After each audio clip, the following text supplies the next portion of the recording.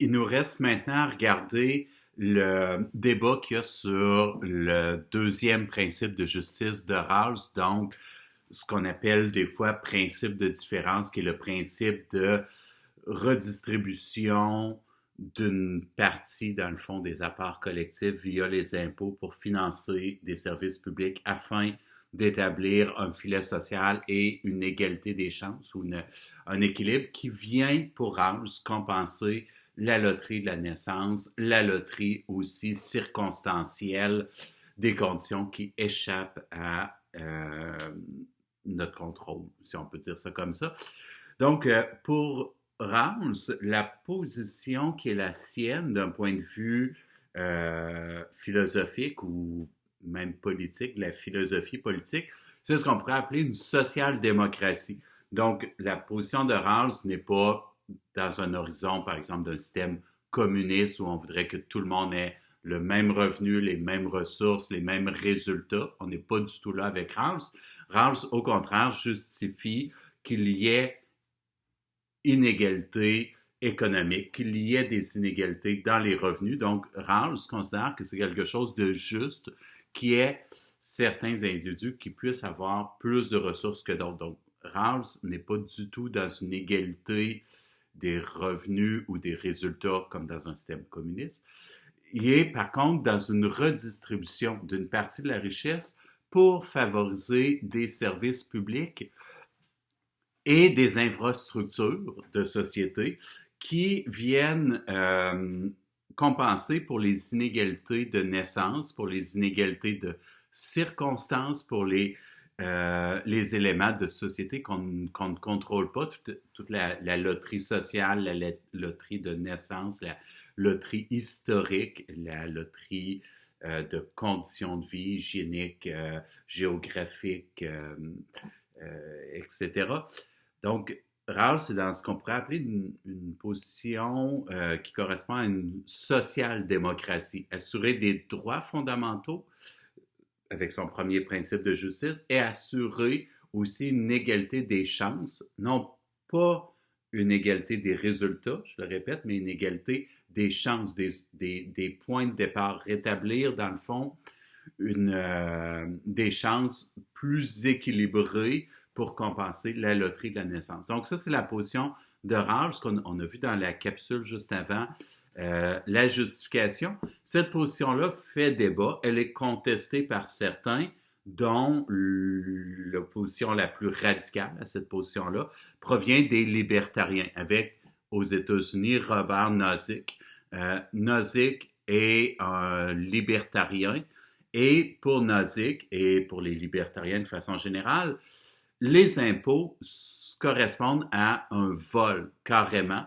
Pour Nozick, pour les libertariens, les impôts, c'est du vol opéré par les États, par les gouvernements. Donc, pour les libertariens, les principes de justice de Rawls sont en fait des principes d'injustice. Pour les libertariens, les principes de Rawls ne sont pas des principes de justice, c'est des principes injustes selon eux parce qu'ils considèrent que c'est un vol, que ça ne respecte pas l'effort, le mérite, etc. Donc, les libertariens vont défendre des positions habituellement qu'on appelle utilisateurs-payeurs, c'est qu'ils vont plutôt être en faveur de systèmes où chacun paie en fonction de son utilisation des ressources. Donc, ils vont habituellement être contre le financement de services publics et vont habituellement être en faveur d'impôts minimum, qui est le moins d'impôts possible, puisqu'ils vont considérer que c'est un vol, que ça respecte pas un système utilisateur-payeur. Il y a ici opposition, il y a ici débat pour essayer de voir leur justification et les principaux arguments. Je ne ferai pas le tour de tous les arguments, mais je vais simplement aller vers les principales justifications des deux côtés. Du côté des libertariens, avec Nozick, qui est un des principaux là, qui a élaboré des arguments par rapport à ces questions-là. Un exemple qui est utilisé souvent, c'est un exercice de pensée aussi. C'est qu'ils vont dire, supposons qu'on a deux individus qui ont exactement la même génétique. Supposons que c'était des jumeaux identiques à la naissance. Supposons que les deux ont les mêmes parents, c'est des jumeaux, ils viennent donc de la même famille, ils viennent du même environnement, ils ont grandi dans le même lieu, et supposons aussi que même sur le plan génétique, ils sont similaires. Supposons qu'ils ont les mêmes goûts, les mêmes intérêts, supposons qu'ils font le même choix de carrière, de profession, et les libertariens, dans leur exemple, vont dire, supposons qu'ils en viennent à l'âge de 35 ans, à tous les deux être les propriétaires d'une exploitation agricole. Ils ont des terrains qui ont les mêmes dimensions, ils ont le même type d'élevage. Donc, pour les besoins de leur exercice, les libertariens disent, imaginons finalement qu'ils sont très similaires, les deux sont à peu près identiques. Ils ont les mêmes carrières, même donc exploitation agricole, mêmes ressources, mêmes revenus, etc.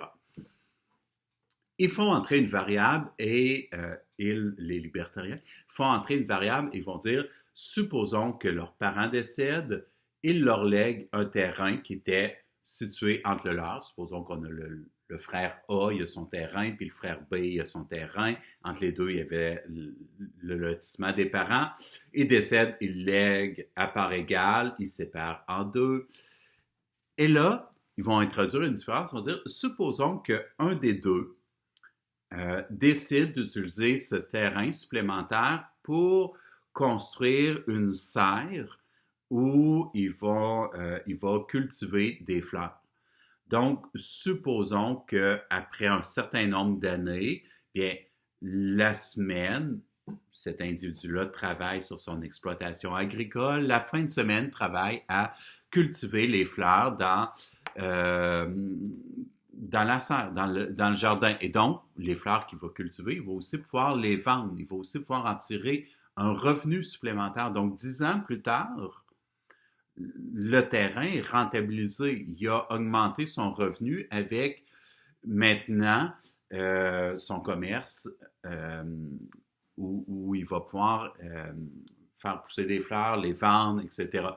Il va dire, supposons que l'autre frère, à côté du terrain, lui décide qu'il préfère prendre ses fins de semaine pour des loisirs et ils vont dire, supposons qu'il aime le tennis, mais avec son travail sur la terre, a peu de possibilités de se rendre dans un terrain public pour jouer au tennis. Supposons qu'il prend ce terrain-là pour se construire un terrain de tennis et les fins de semaine, il va jouer au tennis là. Et là, les libertariens vont dire, ben, qu'est-ce qui se passe avec ces deux individus qui sont partis dans des conditions similaires, même parents, même famille, même carrière, même grandeur de terre, même revenu, même génétique. En fait, ils vont les mettre pareil en tout. On se demande s'ils ne sont pas mariés avec la même épouse. Là. Je le dis un peu en blague, mais vous allez voir, c'est pas une blague. C'est juste une demi-blague. Je vais y revenir tantôt dans la réponse de Rawls, mais les libertariens vont dire, donc supposons qu'ils sont à peu près tous pareils, sauf un décide avec son héritage d'avoir les fleurs, donc travailler plus et augmenter son revenu. L'autre décide d'avoir le terrain de tennis, mais donc aussi, 10 ans plus tard, ne pas augmenter son revenu, mais même a des dépenses supplémentaires, entretenir le terrain, l'éclairer le soir, etc. Bien, qu'est-ce qui va se passer au niveau des impôts?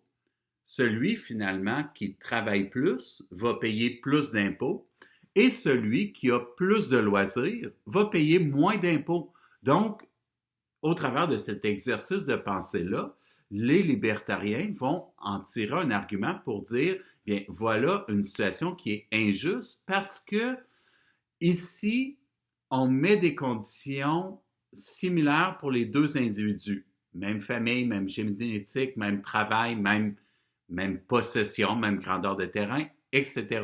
On va dire, qu'est-ce qui fait la différence? Ce qui fait la différence, c'est leur choix. Il y en a un qui fait le choix de travailler davantage. L'autre fait le choix d'avoir davantage de loisirs. Et ils vont dire, qu'est-ce qui se passe avec le principe des impôts? La personne qui fait le choix de travailler plus doit payer plus d'impôts et la personne qui fait le choix d'avoir plus de loisirs contribue moins en payant moins d'impôts, mais a quand même accès aux mêmes services. Donc, les libertariens vont dire, voilà une injustice où, finalement, le principe des impôts ne tient pas compte des choix individuels. Donc, pour les libertariens, le principe de Rawls, qui implique les impôts, est un principe injuste parce qu'il ne tiendrait pas compte des choix individuels. Donc ça, c'est, je dirais, le principal argument, ou en tout cas, ça vient regrouper le principal argument des libertariens avec ce type d'exercice de pensée-là. Il y a d'autres variantes, mais ça revient à peu près au même. Donc, l'idée ici des libertariens, c'est de mettre l'accent sur le choix, dire que les impôts ne respectent pas le choix, donc c'est quelque chose d'injuste. Je vous donne maintenant la réponse de Rawls face à cet argument-là, ou ce débat-là, pour que vous ayez tout simplement un peu l'aperçu des deux côtés. Vous ferez votre propre avis là-dessus. Voici la réponse de Rawls. Rawls va dire, il y a quelque chose de trompeur dans cet exercice de pensée-là, parce que, d'une certaine façon, on veut faire comme si tout était égal par ailleurs. Et comme si la seule chose qui les distinguait, ces deux individus-là, c'était leur choix.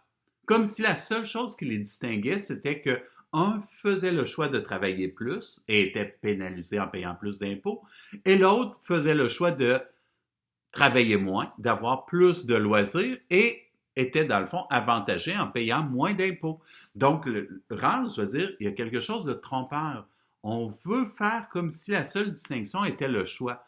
Mais Rawls va dire, faisons un pas derrière. Élargissons l'horizon. La question qui se pose pour Rawls, c'est qu'est-ce qui explique ce choix différent-là si réellement tout est égal? C'est-à-dire que Rawls soulève la question de savoir s'ils ont exactement les mêmes prédispositions génétiques, exactement les mêmes goûts, exactement les mêmes intérêts, exactement la même éducation, si tout est égal, de telle sorte qu'ils ont choisi le même métier, qu'ils ont des terrains exactement de la même dimension, qui ont les mêmes revenus, si tout est absolument égal. Tantôt, je faisais une blague en disant la seule chose que les libertariens ne mettent pas égale, c'est qu'ils n'ont pas la même épouse. C'était juste une demi-blague, parce que là, Rawls, dans le fond, dit qu'est-ce qui explique que les deux ne font pas le choix de construire une serre pour cultiver des fleurs? Ou pourquoi est-ce que les deux ne font pas le même choix d'avoir le terrain de tennis? S'ils sont identiques, ils devraient avoir de façon identique le même goût, de préférer augmenter leur loisir ou de préférer augmenter leur travail avec les serres. Donc, Rawls va dire, dans un cas comme ça, on peut soupçonner, on ne pourra jamais le prouver, mais on peut soupçonner que, ultimement, ce qui fait la différence, c'est, de façon très lointaine, la loterie de la naissance. C'est qu'à quelque part dans la loterie de la naissance, soit dans certains détails génétiques, soit dans certains détails des amis, de l'environnement, de l'entourage, des influences, soit dans certains détails de l'éducation, soit dans certains détails des stimulations, peu importe où exactement, ou dans la combinaison de plein de choses, Rawls va dire qu'il doit y avoir dans certains détails des éléments de circonstances et de la loterie qui font qu'un préfère faire le choix du terrain de tennis et l'autre préfère faire le choix de travailler plus. Rawls veut dire, il y a fort probablement des éléments qu'on ne contrôle pas. Sinon, s'ils étaient parfaitement identiques, ils auraient fait parfaitement le même choix et non pas des choix différents. Donc ça ici, c'est le premier élément que Rawls va utiliser. Il va dire, même quand on soulève la question des choix comme le font les libertariens, probablement qu'il y a une partie qu'on ne voit pas, c'est pourquoi est-ce que les choix sont différents d'un individu à l'autre si c'est pas de près ou de loin, d'une quelconque façon, dans une quelconque mesure, lié à des éléments qui sont finalement hors de notre contrôle. C'est-à-dire notre choix a l'apparence d'un choix, mais n'est pas entièrement nôtre. Sinon, deux individus parfaitement identiques feraient parfaitement les mêmes choix. Donc ça, c'est le premier élément de réponse de Rawls. Il va remettre en question l'idée que les choix sont complètement détachés de toute influence à la fois génétique, à la fois sociale, à la fois historique, à la fois dans les fréquentations, dans l'éducation, etc. On peut mettre plein de facteurs. Le point de Rawls, c'est pas d'identifier les facteurs spécifiques, les pointer du doigt, c'est juste d'évoquer l'idée qu'il y a sûrement cette combinaison de facteurs-là qui explique les choix et qui dépasse finalement la seule et unique responsabilité individuelle. Donc, Rawls ne nie pas la responsabilité, mais va dire quand même, la personne qui travaille plus a quand même le bénéfice d'un plus grand revenu, même si elle a la pénalité d'autres choses. Mais il va dire, faisons attention à l'idée de choix comme si c'était quelque chose d'absolu, comme si c'était quelque chose de complètement détaché. Donc ça, c'est le premier élément de réponse de Rawls face à l'exercice des libertariens. C'est qu'il va dire, dans votre exercice de pensée, il y a quelque chose de trompeur. Ça présuppose que tout est égal et que la seule différence, c'est les choix. Mais si tout était réellement égal, les choix ne seraient pas différents pour un et pour l'autre. Ce seraient les mêmes choix. Donc, on va dire, il y a une illusion, il y a une tromperie déjà là. L'autre élément que soulève Rawls, c'est qu'il va dire, supposons qu'on fait cet exercice-là après coup, quand on sait déjà qui on est. Quand on sait déjà qui on est, c'est facile de dire c'est mes choix. C'est moi qui ai décidé de faire plus d'efforts. Il n'y en a peut-être pas tant que ça qui aurait voulu endurer ce que j'ai fait, etc., etc. Alors, je veux dire, c'est très facile de se dire ça après coup. Après coup, quand on sait déjà ce au travers quoi on a pu passer, ce au travers quoi on n'a pas pu passer, etc. On peut être fier de ce qu'on a fait, puis trouver des raisons de ne pas avoir pu faire qu'est-ce qu'on a pu faire une fois que c'est fait, après coup. Mais Rawls veut dire, là aussi, si on revient à l'origine, supposons qu'au point de départ, on ne sait pas qui on va être. Est-ce qu'on peut, de façon crédible, imaginer, selon Rawls toujours, il va dire, est-ce qu'on peut, de façon crédible, imaginer qu'il y aurait tant de personnes que ça qui, face au choix, supposons de dire, OK, dans ta vie, tu peux, disons, dans l'exercice de pensée, tu peux appuyer sur le bouton A, tu vas apparaître, tu vas être une personne qui a beaucoup de volonté, beaucoup de persévérance, une bonne capacité physique, des bonnes capacités intellectuelles, beaucoup de résilience, et en plus, tu vas avoir un salaire de 300 000 par année. Tu peux faire le choix, tu appuies sur le bouton A. Ou tu peux faire le choix, tu appuies sur le bouton B, tu vas manquer de volonté, tu vas manquer d'estime de toi, tu vas être habillé en jogging à l'année longue, pas juste en confinement, à l'année longue, tu vas être sur l'aide sociale, tu vas faire rire de toi, tu n'auras pas un ego très fort, mais par contre, tu payeras à peu près pas d'impôts puis tu vas avoir les mêmes services publics. Rawls se dit, dans une situation comme ça, absolue, qui irait vraiment peser sur le bouton B pour dire, ah oui, c'est vraiment mon idéal de vie? Rawls veut dire, fort probablement que la majeure partie des gens préféraient être équipés pour avoir de l'endurance, être équipé pour avoir plus de volonté que les autres, être équipé pour avoir plus de capacités physiques, intellectuelles, morales, cognitives, etc. que les autres. Et Rawls va dire, est-ce qu'on est si sûr que ça, que le manque de volonté, le manque d'effort, les mauvais choix sont pas liés à des éléments qu'on ne contrôle peut-être pas tant que ça? Et là, c'est pas qu'un seul élément, ça peut être une combinaison, l'entourage, l'éducation, la génétique, les prédispositions, etc., etc. Encore là, Rawls ne veut pas identifier un élément qui serait explicatif, mais soulève la question, est-ce que c'est réellement crédible de penser qu'on est si maître que ça de nos choix? Après coup, oui, on a l'impression qu'on a fait les choix qu'on a faits et on est responsable jusqu'à un certain point. Et encore là, Rawls ne nie pas puisqu'il dit il est juste qu'il y a des inégalités, que certains soient davantage récompensés que d'autres, donc que certains aient des salaires moindres. Mais Rawls soulève comme deuxième élément de réponse face aux libertariens, il soulève la question de savoir est-ce que on pense qu'il est si crédible que ça que de présumer qu'un nombre très élevé d'individus seraient dans les free riders, ceux qui vont juste vouloir bénéficier du système sans jamais vouloir contribuer, sachant qu'au final, ils vont avoir des conditions de vie quand même de loin inférieures à ce qu'ils pourraient avoir si il y avait des excellentes capacités de travail, de volonté, etc.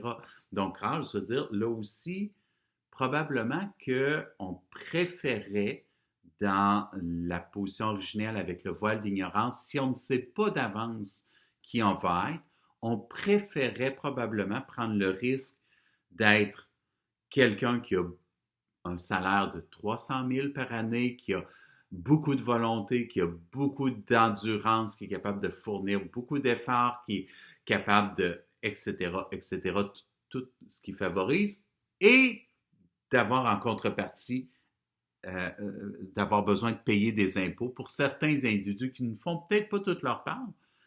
Est-ce qu'on ne préférait pas prendre le risque d'être dans cette position quand même avantageuse, même si on paye des impôts peut-être un peu plus qu'on pourrait, plutôt que de prendre le risque d'être dans la position défavorisée où on a de la difficulté à se motiver, qu'on a de la difficulté à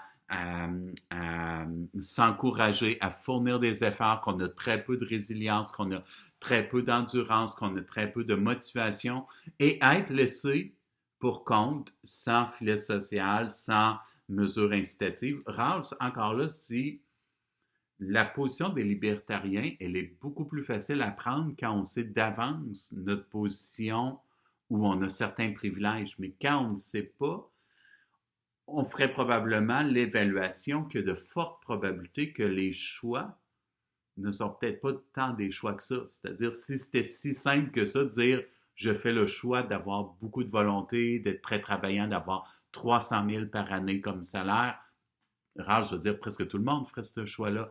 Mais la réalité, c'est que tout le monde n'y parvient pas, tout le monde ne le fait pas, tout le monde n'a pas la motivation, le cœur, l'énergie pour le faire. Ben, rare, je veux dire, probablement que c'est quelque chose qui nous échappe. Donc, si je résume le débat ici, le principe de justice qui arrive en deuxième, après les droits fondamentaux, le deuxième principe de justice de Rawls dit que les inégalités économiques sont acceptables pour reconnaître le mérite, pour reconnaître l'effort, pour reconnaître le travail, pour reconnaître le fait qu'on développe notre potentiel, pour reconnaître le fait qu'on travaille plus d'heures, pour reconnaître aussi le fait qu'on prend des risques, qu'il y a des métiers, des professions qui impliquent plus de risques. Donc, pour toutes ces raisons-là et d'autres, Rawls admet qu'il est juste que certains individus aient des revenus plus élevés que d'autres. Par contre, première clause, c'est qu'il va dire il faut compenser la loterie de la naissance. Il faut qu'il y ait une compensation pour tout ce qui peut nous désavantager, mais qui ne dépend pas de nous. Soit sur le plan physique, biologique, avoir beaucoup ou peu de volonté, avoir une bonne génétique ou non, avoir une santé, prédisposition à la santé, maladie chronique, etc. Capacité intellectuelle, capacité cognitive, mémoire, rétention, capacité affective aussi.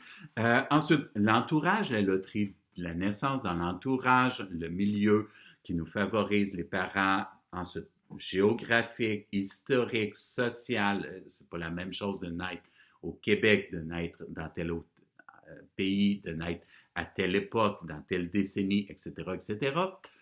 Donc, Rawls va dire, pour ces raisons-là, il devrait y avoir une certaine redistribution via les impôts, qui est juste parce qu'elle est proportionnelle. Plus on est favorisé, plus on paye des impôts, mais on est encore favorisé, il nous en reste encore davantage dans nos poches que si on gagnait moins. Donc, pour essayer de compenser, de favoriser une égalité des chances, même si l'égalité des chances ne donnera pas une égalité des résultats, ce ne sera pas les mêmes résultats, il va y en avoir encore qui va s'en tirer mieux que d'autres, etc., etc. Donc, ça, c'est la position de Rawls. L'objection des libertariens consiste à dire, ce principe-là ne fait pas la distinction entre le hasard de la naissance et les choix. Ils vont utiliser, par exemple, l'exemple du terrain tantôt. Il y en a un qui fait le choix de travailler plus, l'autre, etc. Donc, le point ici des libertariens, c'est de dire, le principe des impôts ne fait pas la distinction entre la loterie de la naissance, qui est arbitraire, ou en tout cas qui n'est pas sous notre contrôle, et les choix qui, eux, seraient sous notre contrôle, puisque ce seraient nos choix, selon les libertariens. À ça, Rawls répond que nos choix sont probablement moins libres, ou en tout cas moins détachés des influences qu'on peut le croire. Fort probablement que si deux individus sont parfaitement identiques, ils feraient aussi parfaitement les mêmes choix. Donc, s'ils ne font pas les mêmes choix, c'est qu'ils ne sont pas parfaitement identiques. Et dans le pas parfaitement identique, ben, les distinctions relèvent en bonne partie, selon Rawls, justement de la loterie de la naissance, de la loterie de la génétique, l'éducation, etc., etc., etc. Donc, ça, c'est le premier élément de Rawls, c'est qu'il va dire nos choix sont probablement pas aussi neutres, aussi détachés des influences hors de notre contrôle qu'on aime le penser parfois.